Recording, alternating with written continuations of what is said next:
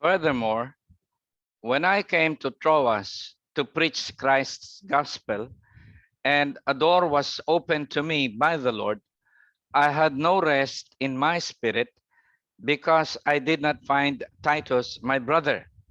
But taking my leave of them, I departed for Macedonia. 2 Corinthians chapter 2, verse 12 and 13. The lack of rest. Magandang umaga, Taguig City. Pastor Jim Tarug po at ito ang source of strength. The lack of rest. Kung kayo po ay nasa puntong meron kayong pagpapasya na gagawin at nangangailangan kayo ng guidance kung saang direksyon kayo pupunta, sa talatang binasa po natin ay merong napakagandang paraan ang Diyos kung paano po tayo ginagabayan. Kung si Kristo Jesus ay tinanggap nyo na bilang inyong Panginoon at tagapagligtas, nasa inyo ang banal na Espiritu na maaring mangusap at magbigay ng guidance sa inyo kung sakaling may mga pagpapasya kayong gagawin. Katulad po dito, ang pangangaral ng gospel, sabi ni Apostol Pablo, ay isang bukas na pintuan na ibinigay sa kanya ng Panginoon. Subalit nung siya ay nasa Troas, he lacked the rest to do it. Yung lack of rest in his spirit is like a voice of God speaking kay Apostle Paul na sa puntong yon ay hindi pa napapanahon para ipangaral ang gospel doon sa Troas. Maganda po ang ipangaral ang gospel, no? Pero kung sumigi si Apostol Pablo at ginawa yon, malamang sa halip na mapabuti ay napasama pa siya. Ganon din, kung tayo po ay gagawa ng pagpapasya at sa ating analysis, itong direksyon na tatahakin natin ay very advantageous sa iyo. But if you do not have the rest in your spirit, wag niyong gawin.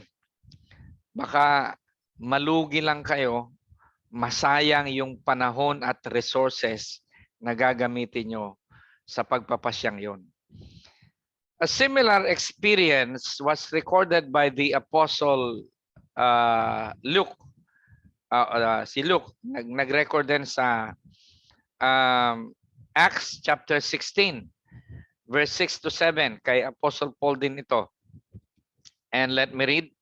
Now when they had gone through Phrygia and the region of Galatia, they were forbidden by the Holy Spirit to preach the word in Asia. Gusto ni Apostol Pablo na ipangaral ang salita ng Diyos sa Asia, pero pinagbawalan sila ng Holy Spirit. Probably the same kind of speaking, yung lack of rest. And then, after they had come to Mysia, they tried to go into Bithynia. So, ganun din. Sa Mysia at Bithynia, the Holy Spirit did not permit them. Kaya, kung tayo po ay merong pagpapasyang gagawin, wag tayong magpadalos-dalos. Kailangan natin ng guidance at ito ang isang magandang paraan na pwede nating gamitin para tayo ay magabayan.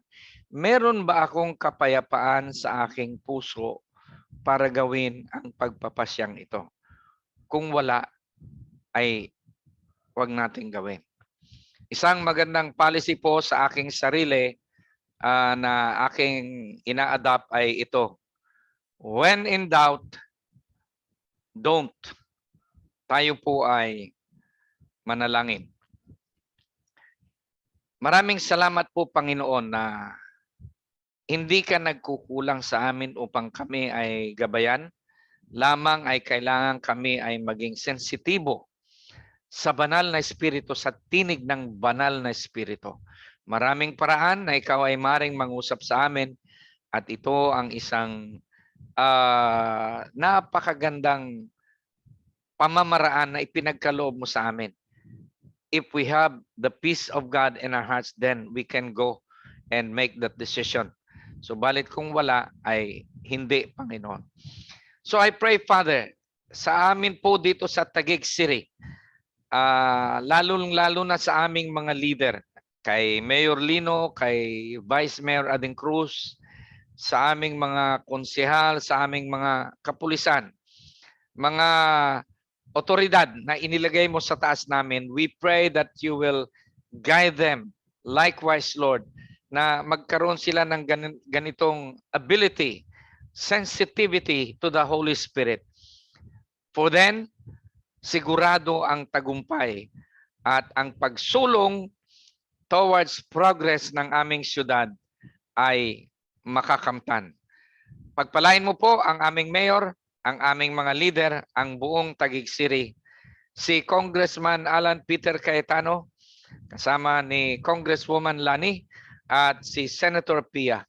Bless also our President, lalong-lalo na ang aming Presidente, Panginoon.